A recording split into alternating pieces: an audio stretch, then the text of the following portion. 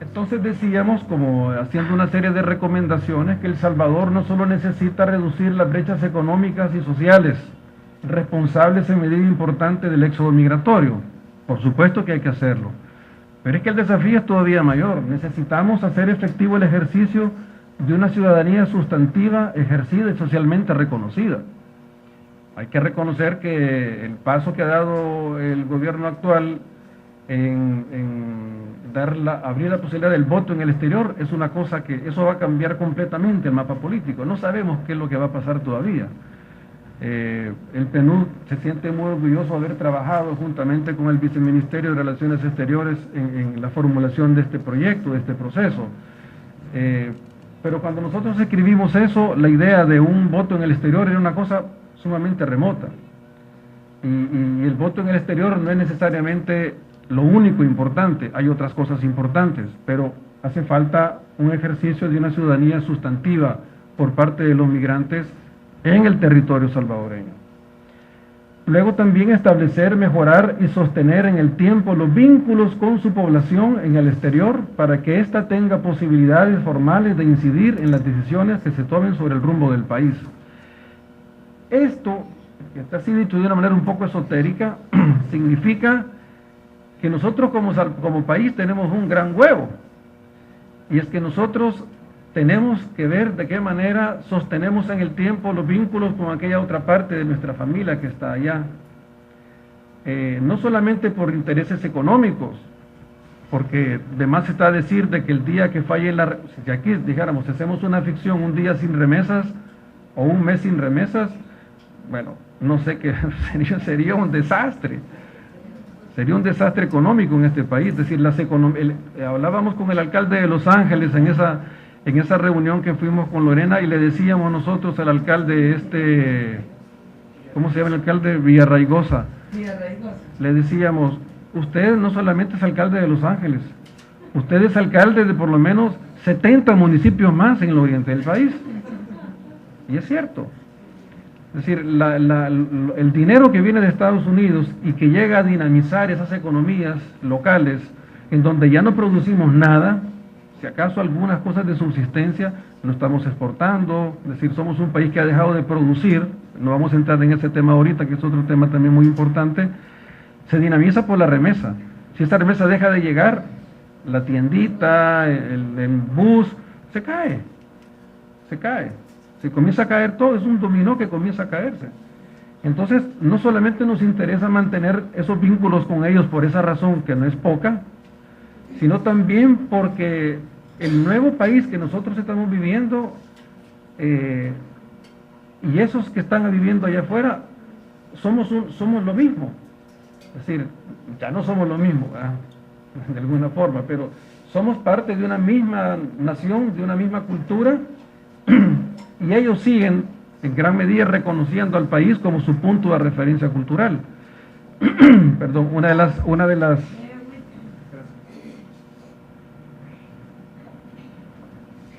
las cosas que nosotros descubrimos en estas encuestas y grupos focales que hicimos unos grupos focales, pero también hicimos unas encuestas en las salas de salida del aeropuerto de Comalapa.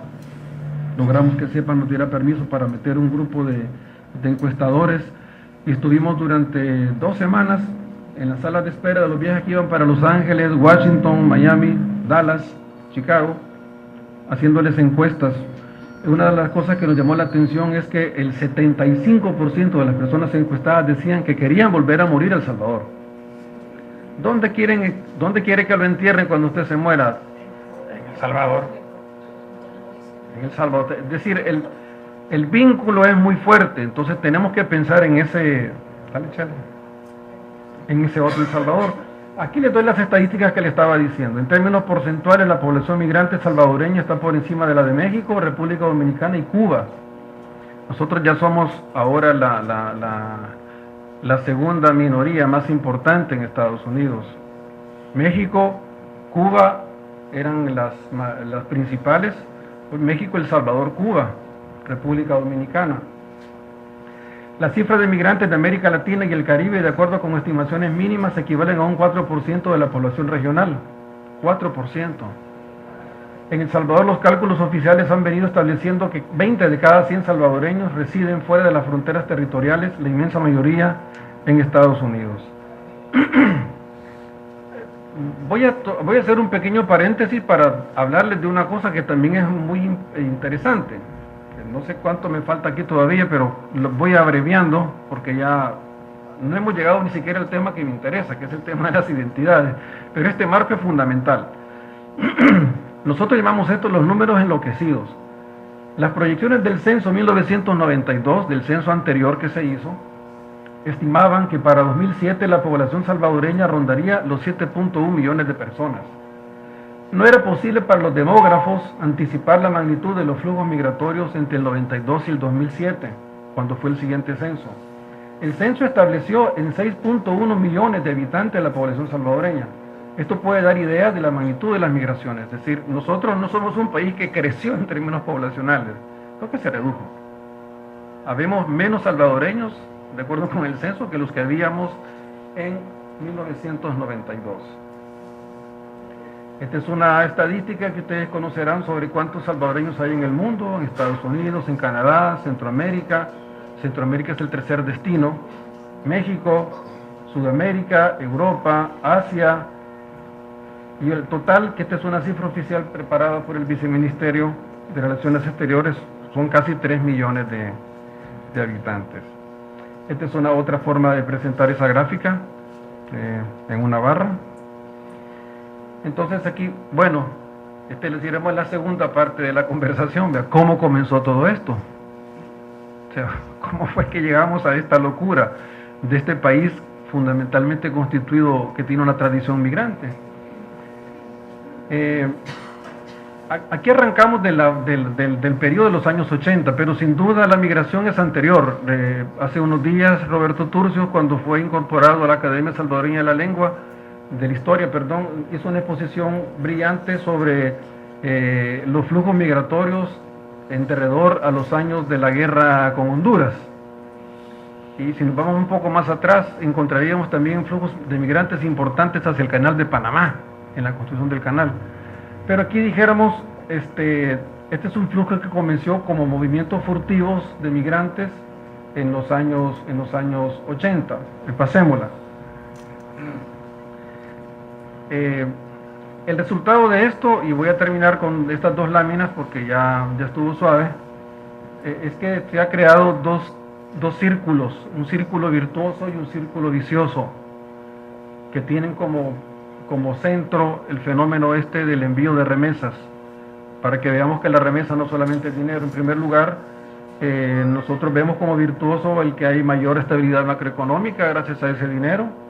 Hay un desarrollo de habilidades empresariales nuevas por parte de los migrantes que se están replicando en el interior del país. Hay un mayor sentido de ciudadanía también. El salvadoreño que se educa en Estados Unidos tiene una mayor propensión a reclamar sus derechos de consumidor, y no solamente eso, también derechos ciudadanos. El combate a la pobreza, digamos, hay una contribución importante estadísticamente demostrable de la remesa, cuánto ha ayudado al combate a la pobreza, y también ha mejorado la calidad de vida de importantes contingentes de poblaciones del país que de otra manera estarían sumergidos en la pobreza extrema. Pero también tenemos un círculo vicioso, y es que, de acuerdo con las encuestas que hicimos y las entrevistas, se considera que el migrante lo que está promoviendo es un desprecio a la identidad. Ya los muchachos andan vestidos como raperos, ya oyen otro tipo de música que no es la que nosotros solíamos oír antes. Generan cierta aversión al trabajo, se suele decir también. Ya la gente está en la maca esperando que le venga la remesa. Eso no solamente es una verdad, sino que también es una mentira. Es decir, esto también se explica, y eso me lo decía un jovencito que nosotros entrevistábamos, decía, ¿por qué yo ahora que recibo una cantidad de dinero significativa tengo que ir a cortar caña en condiciones laborales y de salud que no son convenientes? Que mande el dueño de la finca, que mande a su hijo. El dueño de la finca no lo va a mandar, por supuesto, y no, mi hijo tiene que educarse, pues yo también, dice el otro, entonces yo no voy y no trabajo. Desintegración familiar, pudren la sociedad, son vector de pandillas, inducen a más migración. Termino con esto. El Salvador es una comunidad imposible, con toda esta complejidad que tenemos. La sociedad salvadoreña, atravesada por fallas de larga data de tipo económico, social, político y cultural, se está enfrentando al hecho de que su diáspora tan grande y tan relevante ha vuelto más compleja la idea y la posibilidad de construir una comunidad imaginada. Es decir, hasta aquí voy a llegar, pero dijéramos es la primera parte del asunto. A partir de esta dificultad de construir comunidad imaginada, se hace una reflexión de cómo ha sido la construcción de esa comunidad imaginada desde la época federal hasta nuestros días y cuáles son los desafíos que tendríamos que hacer nosotros en el siglo XXI. Pero de eso vamos a hablar otro día. Muchísimas gracias.